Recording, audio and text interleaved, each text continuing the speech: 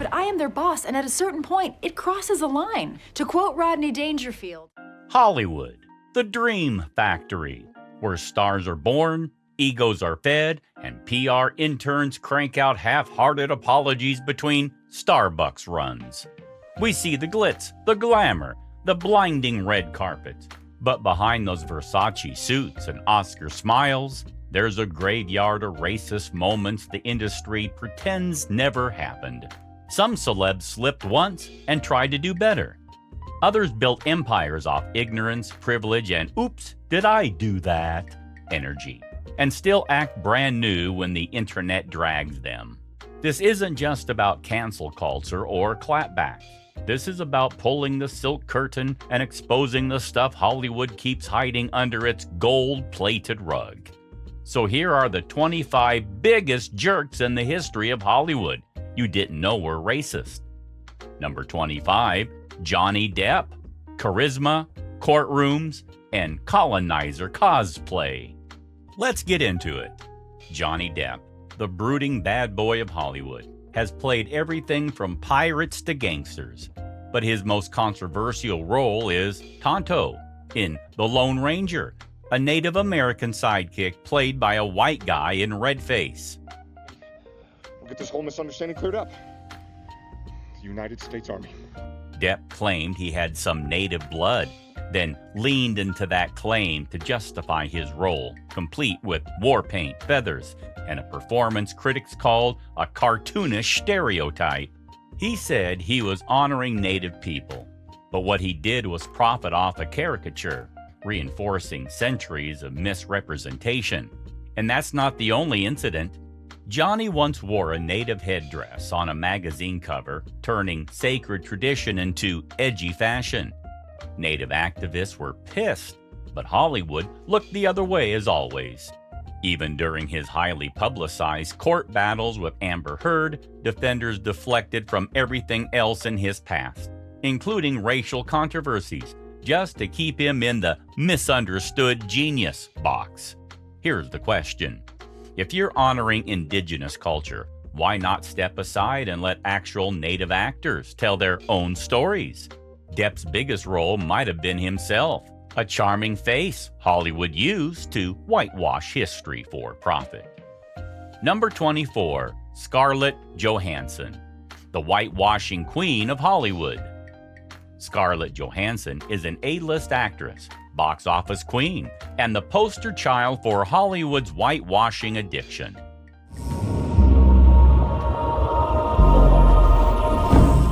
First, she played Major Motoko Kusanagi in Ghost in the Shell, a character that's Japanese. The backlash is massive.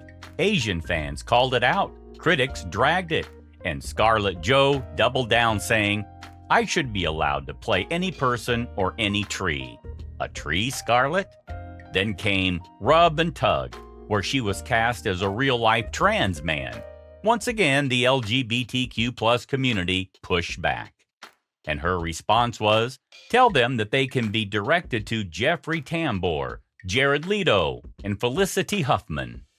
Why does Hollywood keep giving roles meant for minorities to white actors? Why does Scarlett think casting criticism equals oppression? And how many times does she have to mess up before accountability hits? Scarlett may be a superhero on screen, but off screen, she's been the face of erasure, and she's not even sorry about it. Number 23, Madonna, weaponized hashtags and white privilege. Madonna's been many things: icon, rebel, social media chaos agent. But in 2014, she outdid herself.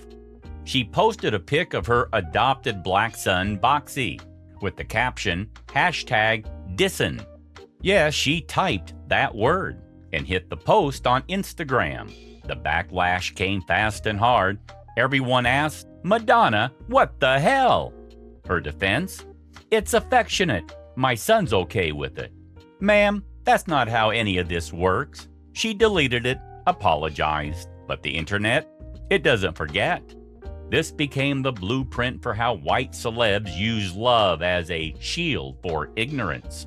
Paula Deen, from butter queen to racist screenshots. Paula Deen was once America's southern sweetheart, serving butter with a side of charm. But then came the bombshell. She admitted to using the N-word, talked about hosting a plantation-style dinner with black waiters in white jackets, and thought it was all just nostalgia. Yeah, nostalgia for slavery. You heard that right. Brands dropped her faster than you could say y'all. Her cooking empire toast. Her TV shows are gone. The Food Network didn't even blink. They cut ties overnight. Paula cried on camera, blamed her childhood, blamed the media. She blamed everything except the one person responsible for herself. The internet didn't buy the tears because crocodile sobs can't wash away deep-fried racism. To learn and grow from this inappropriate, hurtful language is totally unacceptable. I've made plenty of mistakes along the way, but I beg you, my children, my team, my fans, my partners, I beg for your forgiveness. Number 21, Liam Neeson, Revenge Fantasies and Racial Rage. Liam Neeson is stoic, gravel-voiced, and the poster child for middle-aged vengeance in cinema. But in 2019, he dropped a bombshell so disturbing it made all those Taken movies feel a little too real.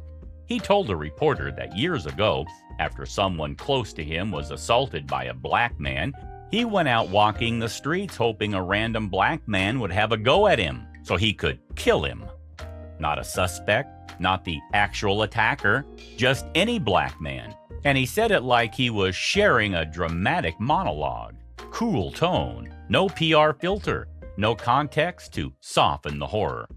People were stunned. It wasn't just what he said, it was the ease with which he confessed.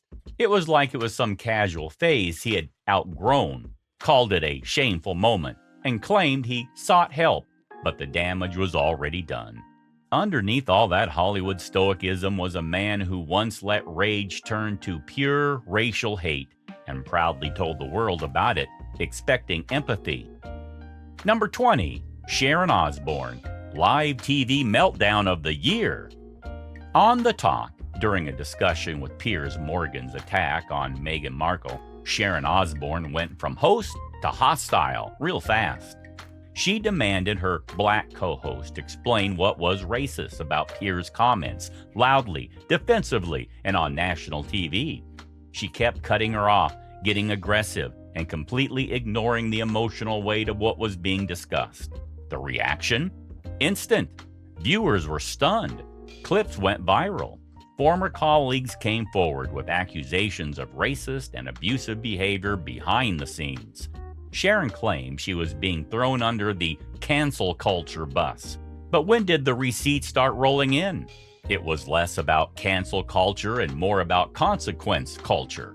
She eventually left the show, but not before saying she was set up.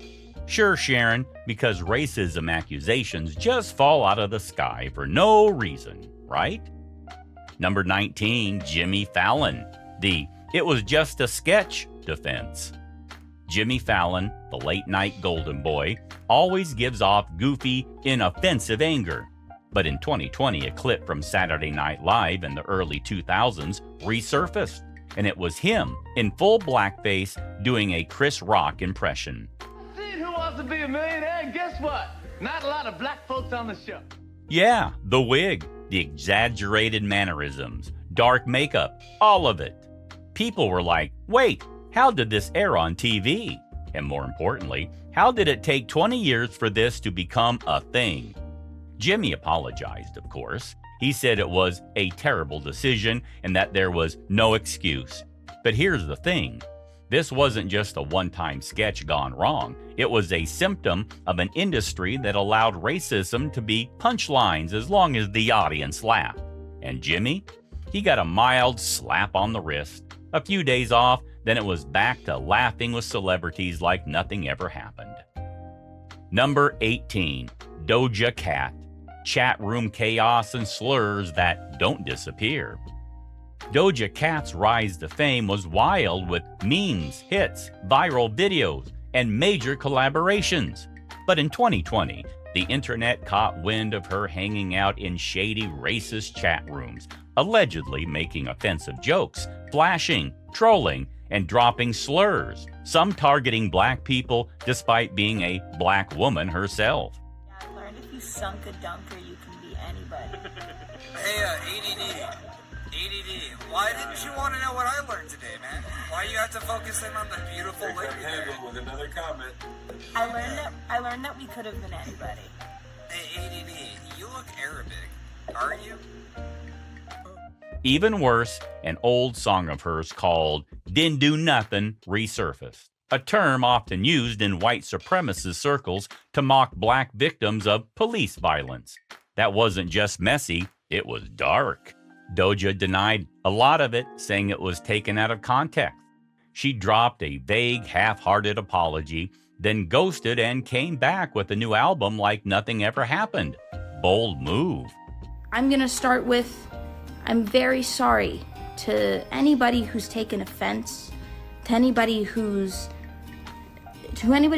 I've hurt. Fans were torn. Some forgave her, others were like, nah, we saw what we saw, and we're not unseeing it. It became a weird cultural debate. Can you be racist against your community? The answer? Hell yes, and the internet never forgets. Number 17, Robert Downey Jr. Yes, that was blackface in Tropic Thunder. We love a comeback story. RDJ went from Hollywood's burnout to Marvel's poster boy. But let's not forget Tropic Thunder. Yes, we know, the movie was satire. His character was a joke about method acting. I don't believe you people. What do you mean, you people? What do you mean, you people? But the man still wore full blackface for an entire film, and it was played for laughs in 2008. The movie's defenders say it was making fun of white actors who do stuff like that. And sure, that was the intent, but intent doesn't erase impact. Do you think that you could do Tropic Thunder today? Would that be possible? Oh, you could do it. To this day, people argue over whether it was brilliant commentary or just plain offensive.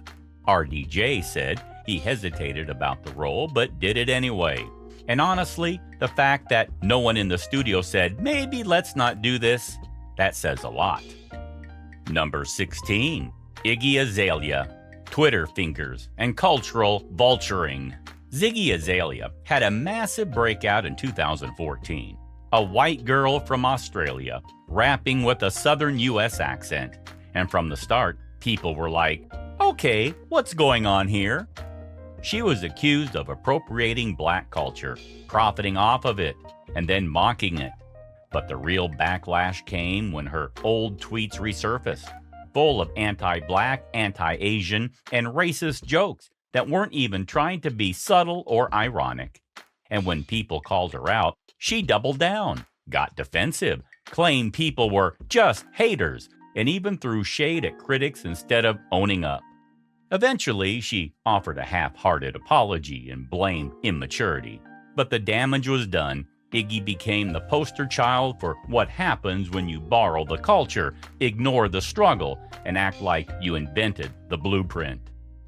Number 15, Paris Hilton, heiress of hype and hate. Before TikTok influencers were even a thing, Paris Hilton had the world eating out of her manicured hand. A pink flip phone, tiny dog, that's hot catchphrase. Yeah, she walked so every influencer today could run. But behind the diamond and dumb blonde act, there is a whole mess of receipts.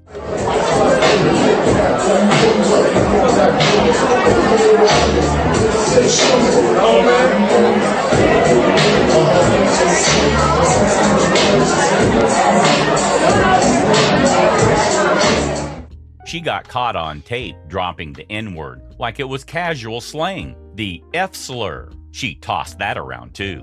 She even mocked Asian accents and called black dancers gross and poor in old leaked videos. All this while the world giggled and said, OMG, she's just iconic.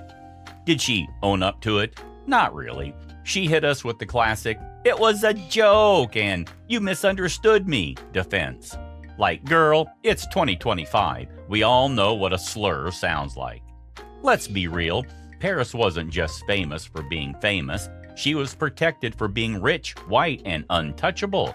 And somehow, her scandals always got swept under her rhinestone carpet. Because when you're born into billions, the rules don't apply. Even when your mouth's doing PR damage that no amount of glitter can fix. Number 14, Kanye West. Slavery was a choice? Kanye West, musical genius, master of self-sabotage, without a doubt. Back in 2018, he sat down for an interview with TMZ Live and said out loud in a room full of people, "When you hear about slavery for 400 years, that sounds like a choice." A choice, Kanye? You hear about slavery for 400 years? For 400 years, that sounds like a choice. The reaction was immediate. Black Twitter erupted. Journalists, fans, celebrities, even TMZ staffers were visibly furious. One of them, Vaughn Lathan, clapped back right there. While you're making music and being an artist, the rest of us are trying to survive. The rest of us in society have to deal with these threats to our lives. We have to deal with the marginalization that has come from the 400 years of slavery that you said for our people was a choice. Frankly, I'm disappointed. And what did Kanye do? He smirked, shrugged, and branded it all as free thinking, like it was some kind of genius mic drop. Do you feel that I'm feeling? Do you feel that I'm being free and I'm thinking free? This wasn't just a one-liner gone wrong. It was a gut punch to an entire community, dismissing centuries of pain with a sentence that sounded like trolling than truth. Even worse when he didn't walk it back. He doubled down, called it a mindset, and then went on a MAGA-fueled spiral, hanging out with white supremacists and defending people like Hitler. He might have changed the music game, but when it came to race, he blew up his legacy. Number 13, Roseanne Barr. One tweet, one career, down the drain. Remember the hit show Roseanne? The working class sitcom that got rebooted in 2018 and then instantly destroyed by a single tweet?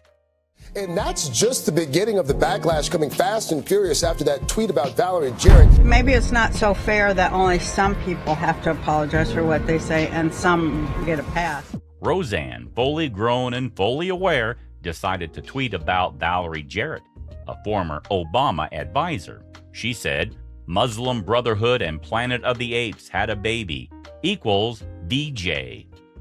Let's unpack that mess. She mocked Jarrett's black features. She invoked Islamophobic and racist tropes, and she thought this was funny. ABC didn't waste time. They canceled the entire show. Millions were lost overnight. The cast was blindsided. Advertisers pulled out faster than you can say career suicide.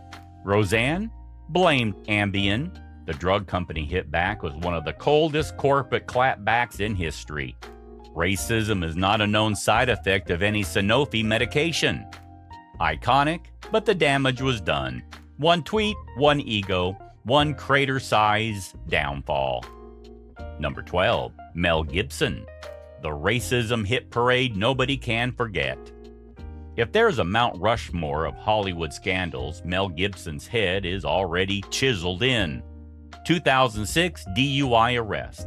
Police cam rolling. He rants, "Effing Jews are responsible for all the wars in the world."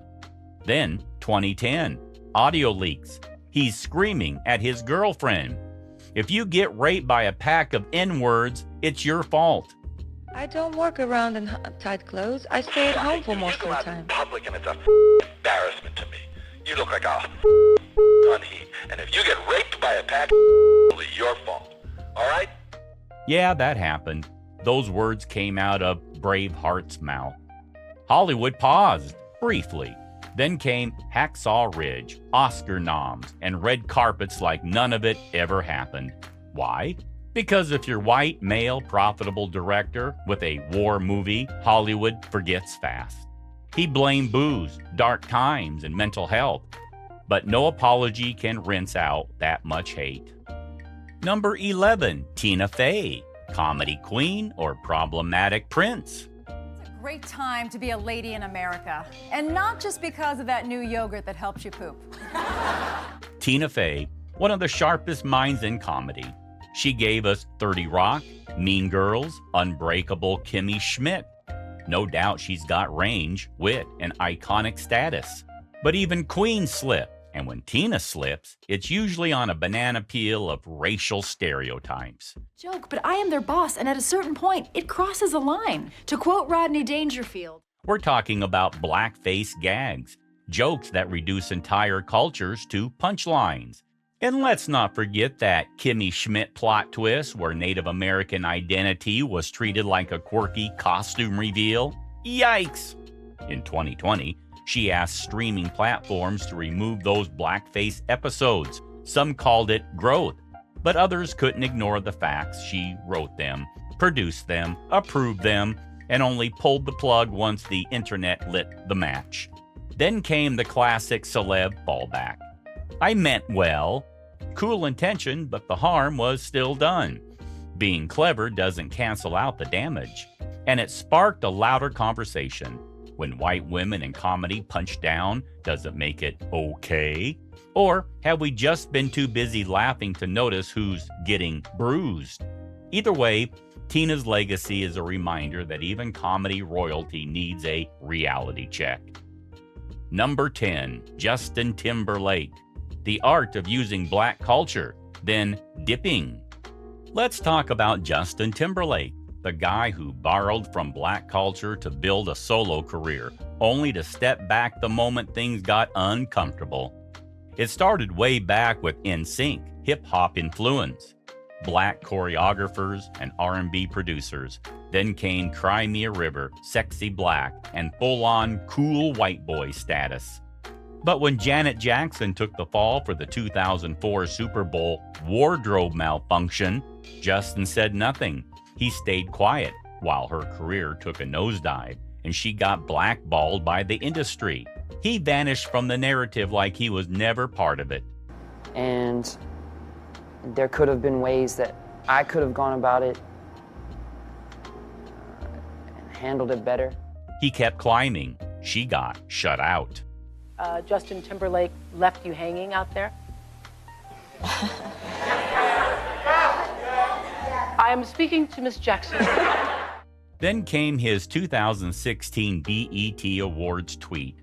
A black artist gave a passionate speech about cultural appropriation, and JT casually tweeted, #inspired.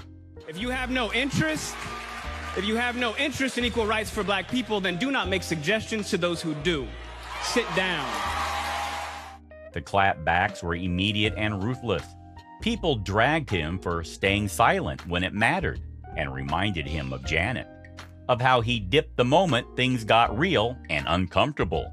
His apology was a classic celebrity copy-paste. I apologize to anyone who felt offended. Dude, it's not about feelings, it's about facts, about accountability. You ate at the table, made millions off the vibe, and then ghosted the culture that fed you when the heat came. That's not inspiration, that's exploitation. Number 9, Ellen DeGeneres. Behind the smile was a different story. For years, Ellen was America's sweetheart. Be kind, she said. Dance with your audience, give away free stuff. But behind the scenes, the queen of nice wasn't so nice. I'm a comedian who got a talk show, and I ended the show every day by saying, be kind to one another. In 2020, BuzzFeed News dropped a bombshell expose.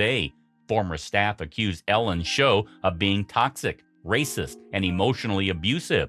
Black employees said they were subjected to racist comments like, I only know the names of the white people here. One staffer was told not to wear braids or would look ghetto, and another was fired after taking medical leave. Meanwhile, Ellen claimed she had no idea what was going on under her name, which sounded a lot like passing the blame. The internet called it what it was: performative kindness masking power abuse. The show got canceled not long after. Her legacy is complicated, but her fall was a masterclass in how fake wholesomeness can't hide real harm. Number 8. Julianne Hough, Blackface and Gaslighting 101. Julianne Hough, dancer, actress, and once a Dancing with the Stars darling, thought it'd be a good idea in 2013 to dress up as Crazy Eyes from Orange is the New Black in full blackface. Yep, wearing a dark foundation and an orange jumpsuit. The whole look stood out at a public party. Hiccup for Julianne Hough. She dressed up in blackface for a Beverly Hills Halloween bash, came as one of the characters from the Netflix drama Orange is the New Black. ABC's Lindsay Davis has the story.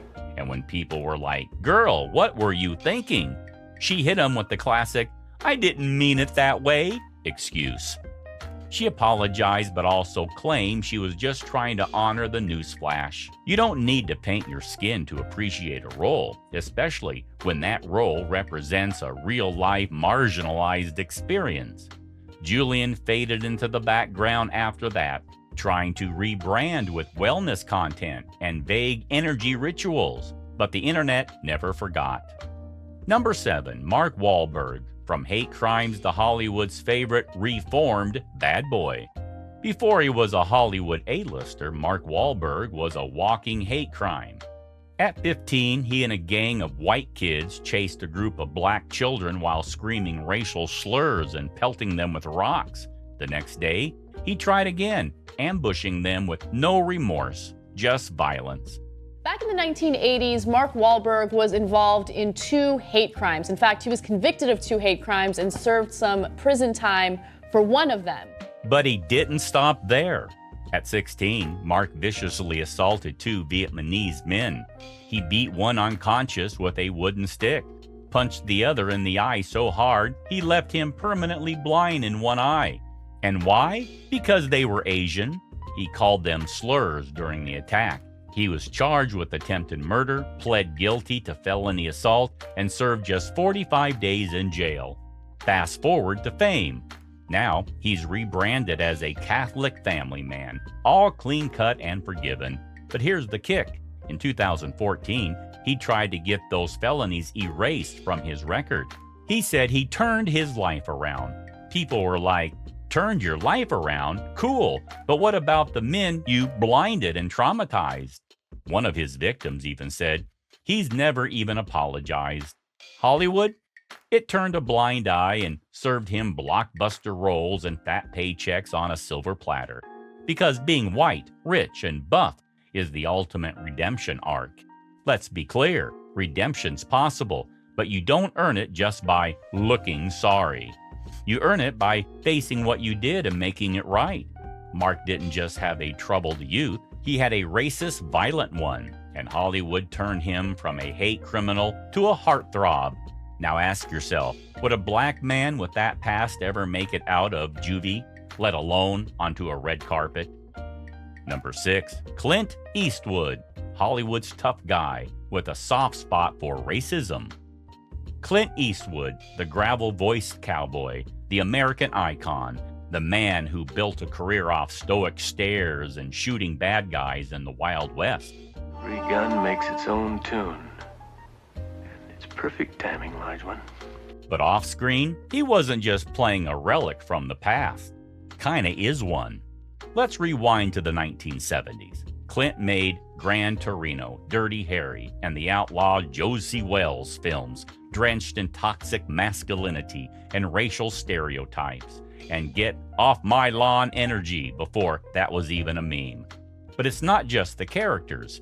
In real life, Eastwood has made cringeworthy, racially tone-deaf remarks and never really apologized for them. At the 2012 Republican National Convention, Clint gave an off-the-rails speech where he literally talked to an empty chair that symbolized President Obama, mocking him in a way that felt like real old-school racist uncle energy. And when people called it out, Clint doubled down. People are getting tired of political correctness. It meant, I want to say whatever the hell I want, no matter how offensive, and you snowflakes better deal with it. Even in interviews, he's defended the use of racial slurs in his films, saying that's just how people talked back then. Clint Eastwood isn't just a legend, he's a lens into how white nostalgia romanticizes oppression. And the saddest part is that he's not even acting. Number 5, Bill Maher, the N-word on national TV. Bill Maher loves being provocative. He thrives on pushing the line. But in 2017, during a live real-time interview with Senator Ben Sasse, Maher took it way too far. Sasse joked that Maher should work in the fields of Nebraska. Maher laughed and replied, "Work in the fields, Senator? I'm a house N-word." Work in the field? That's part of that. That's Senator. I'm a house nigga. No, The audience gasped. Some laughed nervously. The internet exploded. Maher tried to say it was a joke, a bad one. But people pointed out, he's a white man. He used the slur on live TV, and he brushed it off like it was just edgy comedy.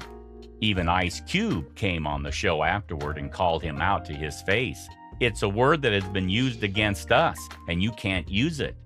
Maher's apology? Weak. And like many others on this list, he kept his job, his platform, and his privilege. Number 4, Michael Richards, the sitcom star to full-on racist meltdown. You know Michael Richards as Kramer from Seinfeld, that quirky, jittery, beloved sitcom character. But in 2006, he stepped on stage at the Laugh Factory and vaporized his reputation in less than 3 minutes. During a live set, an audience member heckled him. Instead of cracking a joke, Richards snapped, screaming the N-word over and over again. "He's an N-word, he's an N-word, a N-word, look, there's an N-word." He added, 50 years ago, we'd have you hanging upside down with a effing fork up your ass. You heard that right. The room fell into horrified silence. People walked out. Someone filmed it. It hit the internet, and within hours, the world was watching this man unravel in real time. Richards tried to apologize on Letterman via satellite, but it was awkward, weird, and honestly way too late. For this to happen, for me to be in a comedy club and flip out and say this crap, you know, I'm deeply, deeply sorry. Kramer died that day, not on TV, but in the public's memory, because of some things you just don't come back from. Number 3, Joe Rogan, the N-word compilation nobody asked for. Joe Rogan has always been controversial, but in early 2022, someone compiled a supercut video of him saying the N-word dozens of times on his podcast. I've heard people say that, oh, you're a fucking socialist, bro. Like, first of all, he's not even a socialist. He's a democratic socialist. It's a different thing. I would like to spend more in taxes if they could fix inner city communities and take these poor neighborhoods.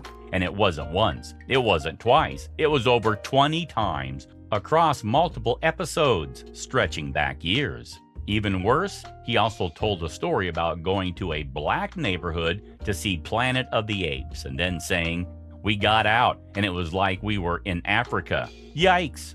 Spotify, who signed him for $100 million, stood by him. They pulled some episodes, sure, but kept the rest. Rogan apologized, calling it the most regretful and shameful thing I've ever had to talk about publicly. Sincere and humble apologies. I wish there was more that I could say, but all of this is just me talking from the bottom of my heart. It makes me sick watching that. But here's the kicker. He still has one of the biggest platforms on earth. He still rakes in millions, and his fans double down in support. That's the Rogan effect. It's too big to cancel, even when the receipts are crystal clear. Number 2, John Wayne. Racism. On record, in print, and proud. Let's go old school for a second. John Wayne, the Hollywood icon of cowboy masculinity, had a mouthful of racist bile to share, and he did it proudly in a 1971 Playboy interview. He said, "I believe in white supremacy until the blacks are educated to a point of responsibility. And about Native Americans, I don't feel we did wrong in taking this great country away from them." He also threw shade at gay people, feminists, and civil rights protesters. But what about the civil rights? I mean, it's What necessary. about the civil rights? Well, we have 20 million blacks on this continent. Right. And the worst part? He wasn't caught in a hot mic moment or a secret email leak. He wrote it all down, gave it to a journalist, and signed off on it.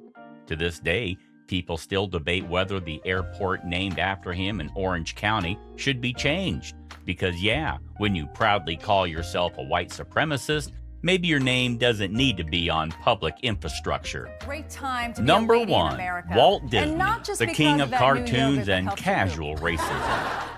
Let's talk about the man behind the mouse, Walt Disney. A visionary, no doubt.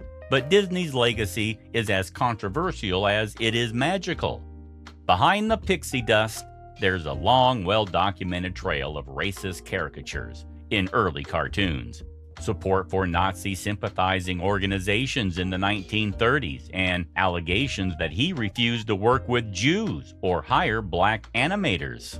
Ever seen Song of the South, the film Disney tried to bury? It's a bizarre whitewashed depiction of plantation life, and it was so offensive that Disney refuses to put it on Disney Plus to this day. Walt himself was never explicitly recorded making slurs, but numerous animators and staff said he created a culture that wasn't just whitewashed, it was proudly segregated. And here's the kicker. Disney built an empire of childhood dreams, but those dreams weren't made for everyone. Because, as you've just seen, being famous doesn't mean being innocent. And Hollywood? Well, it forgets fast. It forgives faster, especially when the face smiling back at you is marketable, profitable, and trending on every timeline. The industry loves a redemption arc, but only when it's convenient, only when it won't cost too much. The truth is, racism in Hollywood isn't always loud. It doesn't always scream. Sometimes it laughs at a punchline. Sometimes it hides behind it. Sometimes it just stays quiet comfortably, deliberately quiet, while injustice unfolds right next to it. And for every celebrity who faced consequences, there are 10 more who never did. Still cashing checks, still getting applause, still booking and busy, because power, privilege, and a pretty face can't erase a lot except the truth. So next time you see your favorite celeb smiling for the camera, ask yourself, what's behind that smile? A scandal? A cover-up? A carefully protected brand? If you like this deep dive into Hollywood's messiest truths, hit that like button. Don't let the algorithm silence the real talk. Subscribe for more bold takes that no one else dares to say. And share this with a friend who still thinks their fave is unproblematic.